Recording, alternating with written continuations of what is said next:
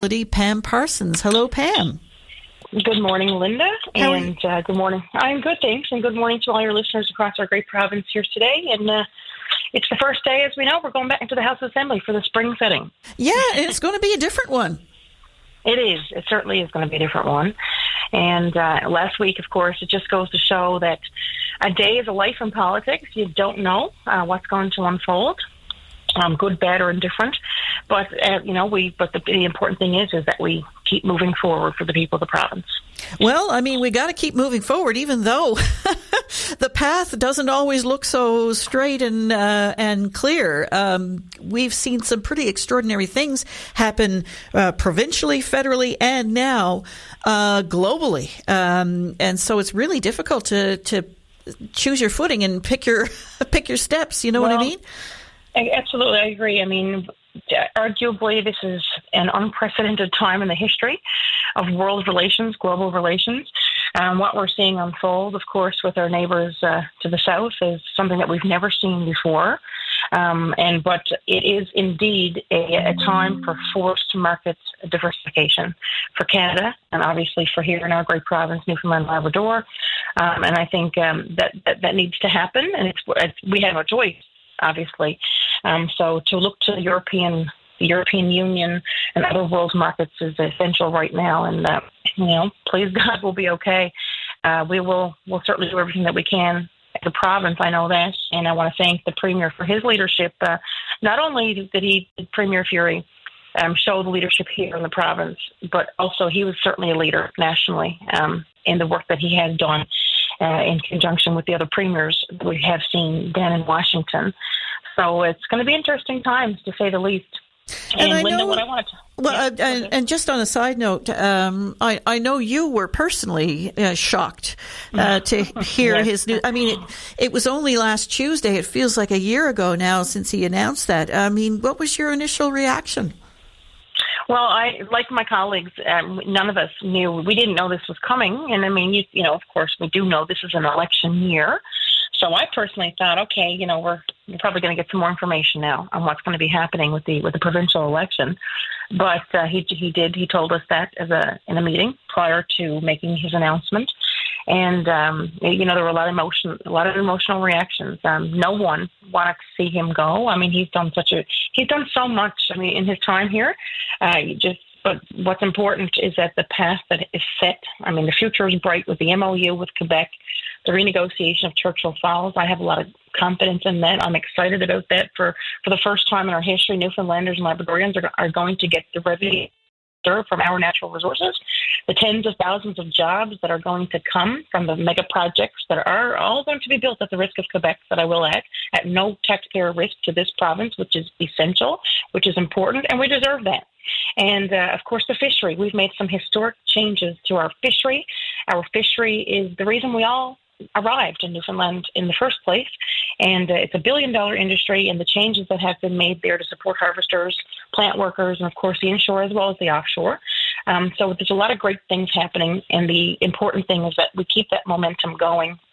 The feedback that we receive, that I certainly receive here in my district, is that, these changes are welcome, and it's what we are needed. We have the ingredients to be, I believe, a superpower here in Newfoundland and Labrador with all of our natural resources that we have. And it's going to take a steady hand at the wheel. And I'm certainly committed to doing that. A lot of people in my constituents are asking me if I'm running federally. Some have even asked, are you going to consider the leadership? But I certainly am considered to running again provincially here in my district, Harbour, Grace, Portagrave. Now more than ever, we need that to keep that momentum going, that steady hand at the wheel, and to support our government team in doing what we can. In times, as we know, that these are unprecedented times. We don't know what's going to happen. We do know that those tariffs are due. The president has said that these tariffs are coming tomorrow, March 4th. To what degree is still yet to be determined. So we have to do what we can to be best suited for that. But what's important, too, and what I want to recognize, is that this year, on April 3rd, we will be celebrating the 100th year anniversary of women gaining the right to vote here in Newfoundland and Labrador. So, I always say we're doing great work, but there's always more to be done. And so 100 years ago, women gained the right to vote, and that charge, as we know, was led by Armine Gosling, who that statue, we will be erecting a statue with Persistence Theatre. Just on last week on Thursday, I made an announcement for $25,000 more dollars to contribute toward that project, bringing our government contribution to $65,000 for that. So it's important, with all the activity that's happening, it's important also to celebrate the milestones and the accomplishments and the progress that we are making. So, women will be coming together, women, gender diverse, and of course, everyone. There's a lot of great men who support women in leadership, and that's what it's about, Linda. It's about making space at the table, for some good, healthy, diverse, and equality around the table all around. When are we hoping to see that statue erected? The latest from the group, Persistence Theatre, is largely they are leading what's called the Raise Her Up campaign, and the goal is for June for that statue to be erected in Bannerman Park, in close proximity to the Colonial Building, and where Miss Armine Gosling lived, actually, her residence in St. John's. So it's going to be exciting. I mean, we've seen the model, the clay model that's available now. And it's depicted, of course, in both times, 100 years ago, the attire, what women wore. And Armine Gosling was a real trailblazer. She had been leading that campaign for over a decade, before that came to light, that women actually won and gained the right to vote. So it's very exciting, and we're going to be having a special event ceremony on April 3rd, actually in the House of Assembly. It's my department for women and gender equality. We're teaming up with the Speaker's office in the House of Assembly, and it's going to be very special.